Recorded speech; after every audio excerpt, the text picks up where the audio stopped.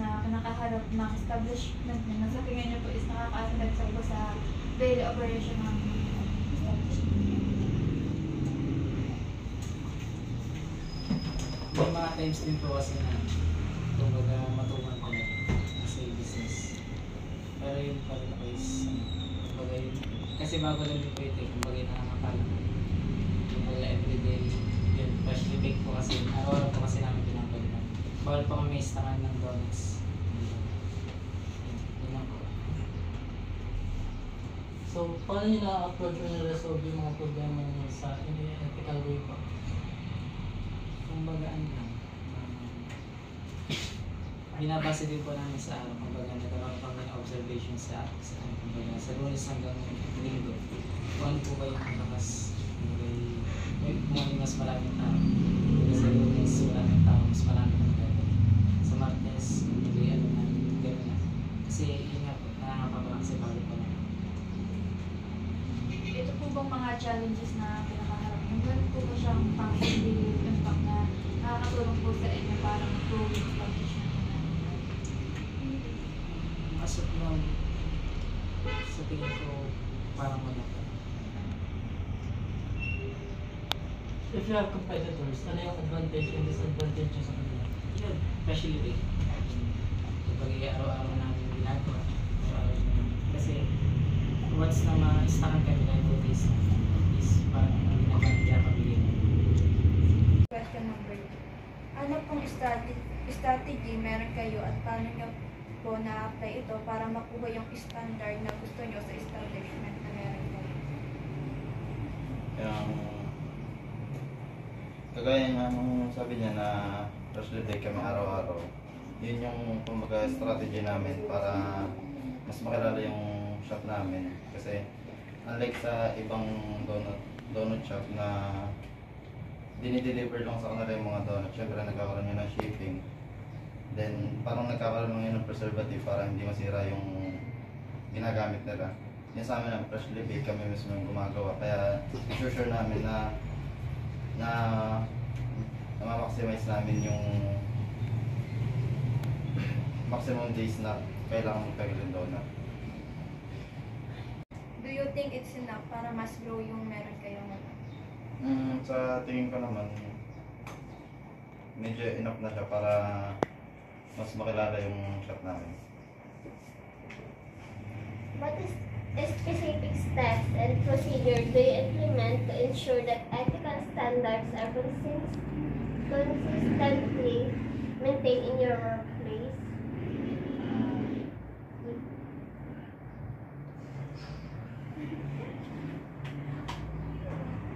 Yung ginagano lang namin, yung kahit alam na namin yung procedure nung araw-araw namin ginagawa, sinusunod pa rin namin yung mga standards lalo na sa paggagawa. Then pag sa cashiering naman, nandun yung pagiging presentable ng isang cashier, kung paano siya magkakaroon ng connection with the customer, kung paano kami magsasuggest ng bawat product. Po na ano yung mga complaint po ng mga customer po sa inyo? Yan nga. Dahil bago pa lang kami open kami sa mga feedback, tsaka yung ano po, kumbaga recommendation nila kung may kulang ba o kaya may kailangan pa kami dagdag. Ngayon po kasi kumbaga as a staff po, kumbaga kahit dapat namamanage namin yung mga tao, bumibili dito na, kumbaga marunong kami mag-entertain sa amin. Kung paano namin, dahil freshly baked is, kumbaga hindi kami nagkakaroon. Sige. May ano po ba yung meron po bang kayong training na bago po kayo pumasok po dito, nagkaroon po ba kayo ng training para po ma-improve po yung skill niyo? Yes, meron. Nag-training kami, bali tatlo kami staff. Nag-training kami sa Caloocan.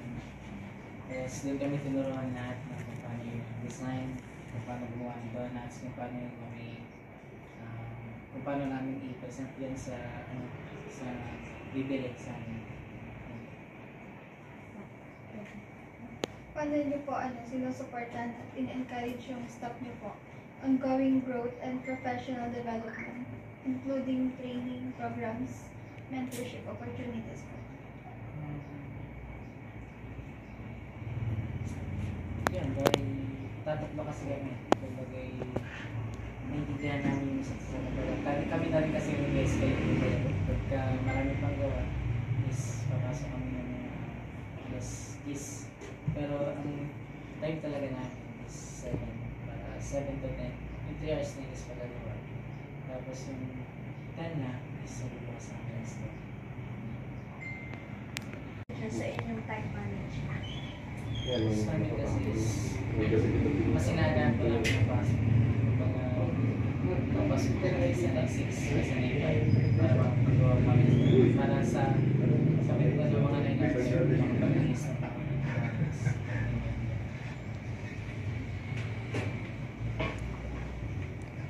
Yung ano po mga strategies po yung ipinapatupad ng inyong kumpanya upang matulungan ang empleyado na mahusay na pamahalaan at kanilang oras at matulungan ang kanyang salita.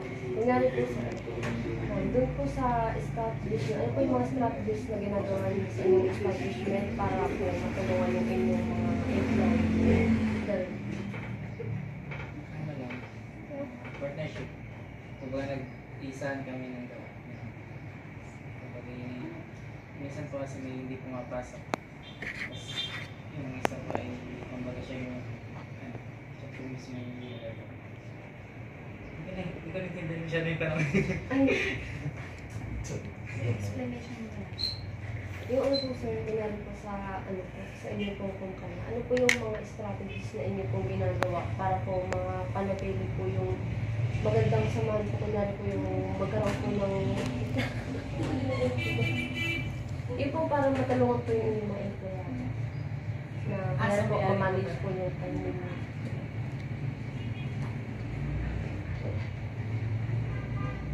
What strategies does your establishment implement to help employees manage their time effectively and to meet the standards?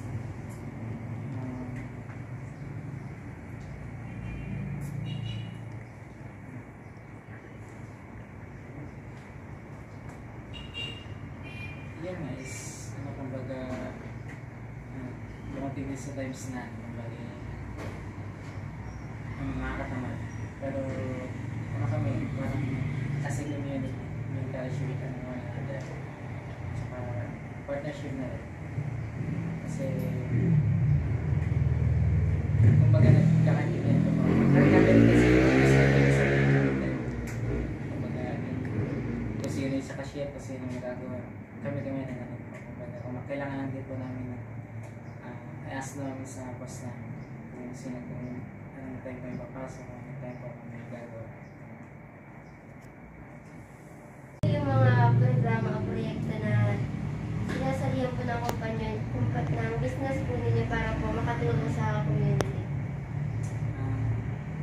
Yun nga is, kumbaga mag-isang buwan pa lang kami. Wala pa rin po kami ng gawin. Ano po yung mga programa o proyekto na sinalihan po ng negosyo nyo po para makatulong po kayo sa community? Kasi po wala naman. Since wala po kayo nasasalihan, if ever po na mag-join kayo sa isang programa po, ano pong tulong ang naiisip niyo po na maaari pong ibigay na makakatulong na sa pag-unlad po ng community niyo po? Sa akin, parang po i-observe po namin siguro mga ilang months bago po namin kailangan.